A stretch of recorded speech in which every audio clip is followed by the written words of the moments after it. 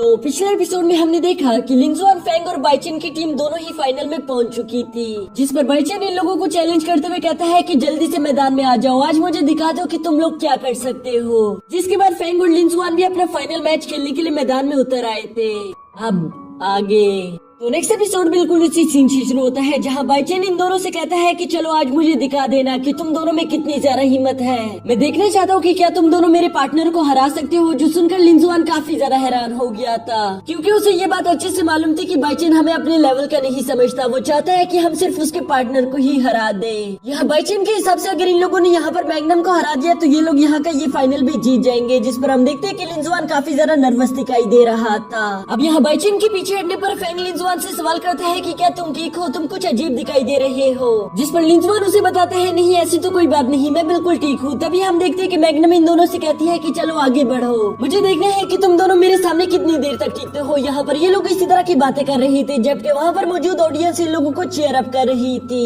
यहाँ पर मौजूद ज्यादातर ऑडियंस बाइचेन और मैग्नम को सपोर्ट कर रही थी, जबकि कुछ लोग थे जो कि लिंजुआन और फेंग को भी सपोर्ट कर रहे थे। इसके बाद उस कंपटीशन की होस्ट वहाँ पर आकर कहती है कि क्या तुम लोग तैयार हो। जिसके साथ ही हम देखते हैं कि ये कंपटीशन यहीं पर शुरू हो गया था। इस कंपटीशन के शुरू में ही हम देखते हैं कि फेंग ने अपने आसपास एक स्पिरिचुअल आर्मर को क्रिएट कर लिया था, जिसके बाद वो आगे बढ़ते हुए मैग्नम पर अटैक करना शुरू कर देता है। ये देखकर लिंजुआन भी उसकी मदद करने के लिए उसके साथ रवाना हो गया था, जबकि दूसरी तरफ मैग्नम भी अपनी फुल पावर्स को एक्टिवेट करते हुए अपना फायर बॉल अटैक इन दोनों पर कर देती है। यहाँ ये फायर बॉल अटैक काफी ज्यादा खतरनाक दिखाई दे रहा था, जो देखकर लिंजुआन समझ जाता है कि फेंग इसे अकेले नहीं रोक पाएगा। इसीलिए वो काफी तेजी के साथ मूव करता हुआ फेंग के पीछे आ गया था, जहाँ वो अपनी एनर्जी फेंग के साथ शेयर करना शुरू कर देता है ताकि वो दोनों मिलकर इस अटैक को ब्लॉक कर सके।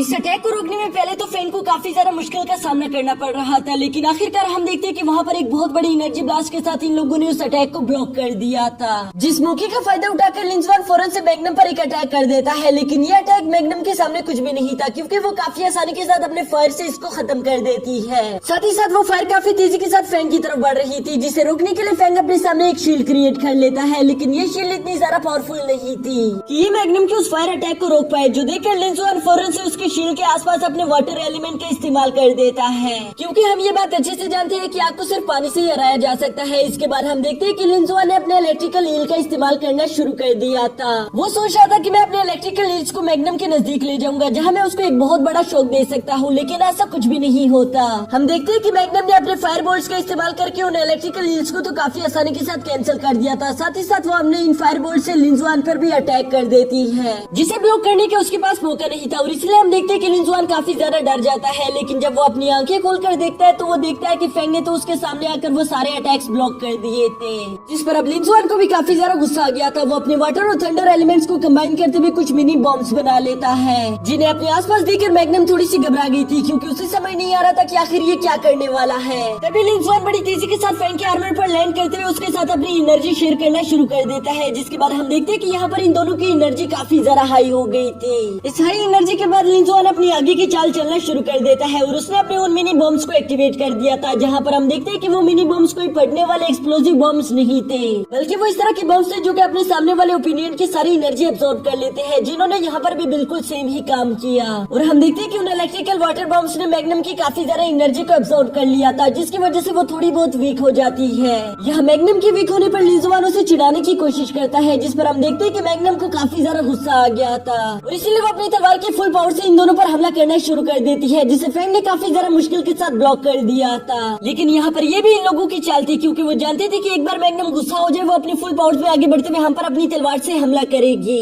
जिसे ब्लॉक करने के बाद जब उसके पास पीछे हटने का कोई रास्ता नहीं बचेगा तभी हम उस पर अपनी स्पिरिचुअल सोर्ड से हमला करके उसे घायल कर देंगे। यहाँ पर इन लोगों के ये प्लान देखकर बाइचेन भी थोड़ा सा हैरान हो गया था। वो कहता है कि वाह, तुम दोनों ने मुझे काफी ज्यादा इम्प्रेस कर दिया, लेकिन मुझे नहीं लगता कि तुम दोनों की ये चाल तुम्हारे किसी भी काम आएगी, क्योंकि मैग्नम के सामने ये स्पिरिचुअल सोर्ड्स कुछ भी नहीं। और उसकी ये बात बिल्कुल सही थी, क्योंकि हम देखते हैं कि मैग्नम को जैसे उन स्पिरिचुअल सोर्ड के बारे में मालूम होता है वो अपने आसपास एक आर्मर क्रिएट करना शुरू कर देती है।